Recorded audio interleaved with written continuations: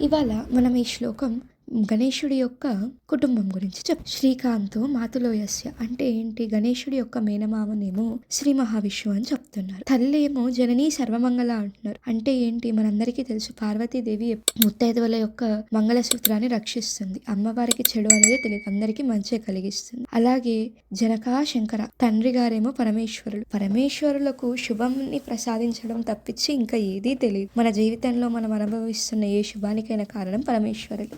అత్తనేమో లక్ష్మీదేవి. ఈ ఒక్క శ్లోకం చదువుకోవడం వలన మనం గణేశుడి యొక్క కుటుంబాన్ని మొత్తం నమస్కారం చేస్తాం. అంటే ఎవరెవరికి నమస్కారం చేస్తాం? శ్రీ మహావిష్ణువు, లక్ష్మీదేవి, ఇంకా పార్వతీ పరమేశ్వరులకు. దీన్ని మనసులో స్మరించుకొని వినాయకుడికి నమస్కారం చేయడం వల్ల మనకి ఎలాంటి ఆటంకాలు రాకుండా ఉంటాయి. అలాగే ఒక వినాయకుడికి నమస్కరించడం చేతనే మనము అందరికి, వారి కుటుంబం మొత్తానికి నమస్కరించిన పుణ్యాన్ని, ఫలితాన్ని మనం పొందాం. ఇంకొకటి ఏంటంటే, ఇప్పుడు ఇక్కడ గనక మనం చూసినట్టయితే శైవ ఇంకా వైష్ణవ మతానికి ఇక్కడే బంధుత్వం ఏర్పడింది. కాబట్టి శైవులు ఇంకా వైష్ణవులు వేరువేరని, వారు గొప్ప వీరు తక్కువ అన్న ఉద్దేశాన్ని మనం ఇక్కడ వదిలేయడంతో బాగుంటుంది. దానికి ఇది ఒక సాక్ష్యంగా ఉంటుంది.